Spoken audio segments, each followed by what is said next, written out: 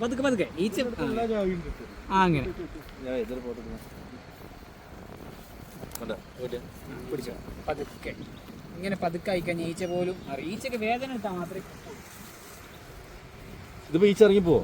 എങ്ങനെ അയച്ച അത് ഓട്ടോമാറ്റിക്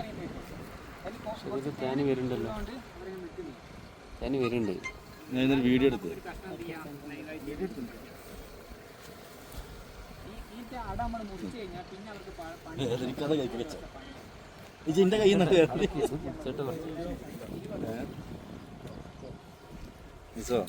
അതിന്നൊരു വീഡിയോ എടുത്താ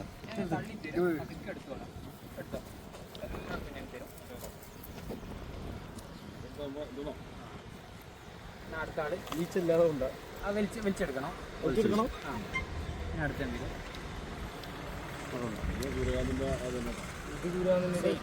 ഇവിടുന്ന് എവിടെ വെച്ച് കഴിഞ്ഞാൽ നമുക്ക് അതിന്റെ തേന കിട്ടും.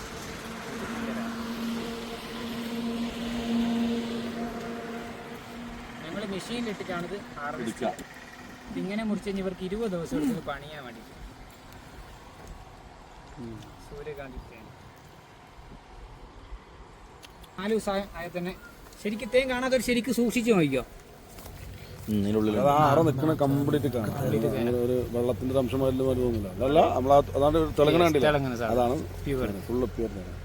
അതല്ല അതിന്റെ മുമ്പിനെ നമ്മൾ തേൻ കഴിച്ചാല ഒന്നും ചെയ്യൂല. ഇല്ല ഇല്ല ഇല്ല, അത് നമ്മള് ഇവർക്ക് സ്മെല്ല് വേഗം കിട്ടും. മനുഷ്യന്മാരെ ഇവർ അങ്ങനെ അറ്റാക്ക് ചെയ്യില്ല. മൃഗങ്ങളൊക്കെ വന്നാൽ കുറച്ചും കൂടി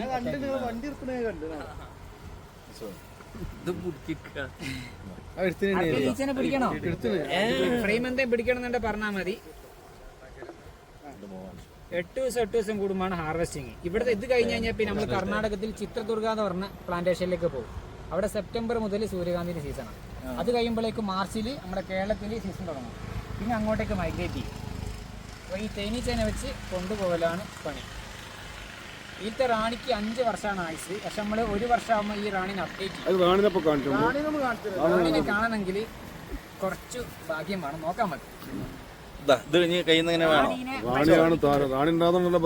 ഏറ്റവും ഇഷ്ടമില്ലാത്ത സാധനമാണ് റാണിനെ ചെക്ക് ചെയ്ത്. അതോ അത് വേറെ ആർക്കാ പിടിക്കണ്ടേ?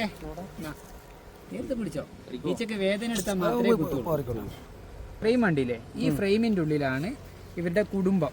നിങ്ങൾക്ക് കാണാം. അങ്ങനെ ഓരോ ഫ്രെയിം നമ്മൾ വെച്ചെടുക്കും. ഈച്ച തന്നെ പണിയും. ഇത് ശരിക്കും നോക്കിയാൽ കാണാം. നിങ്ങൾക്ക് ഈ മുകൾ വശത്ത് തേൻ വെച്ചിട്ടുണ്ട്. കണ്ടോ? ഇതൊക്കെ തേനാ.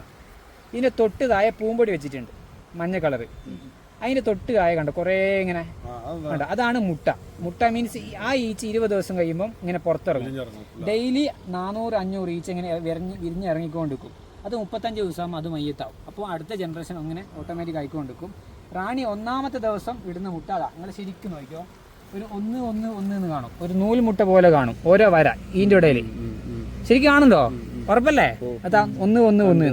അതൊരു 5-6 ദിവസം കാണുമ്പോൾ ഇതാ ഒരു പുഴു സി പരുവത്തിലാവും.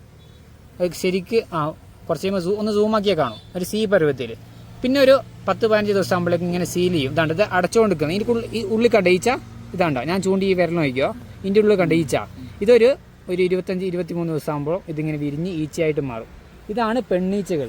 അതേപോലെ ഒരു റാണി ഉണ്ടാവും, കുറേ ആണീച്ചകളുണ്ടാവും. ഈച്ച കുത്തിക്കഴിഞ്ഞാൽ നമ്മൾ എന്ത് ചെയ്യണമെന്ന് വെച്ചാൽ മഞ്ഞപ്പൊടി ഒന്നും തേക്കരുത്. പകരം ഐസ് വാട്ടർ എടുത്ത് എന്ത് ചെയ്യുക, തേക്കുക.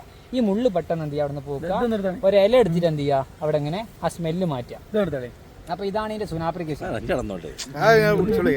നമ്മുടെ റാണിനെ ഞാൻ കാണിച്ചുതരാം. റാണി നല്ല സുന്ദരിക്കും. പിന്നെ ഇതിനെക്കാട്ടും 1.5 ഇഞ്ച് വലിപ്പം കൂടുതലായിരിക്കും. ഇപ്പൊ ഭാഗ്യം ഉണ്ടേ കാണാം. ഇവര് റാണിനെ കാണിക്കുമ്പോ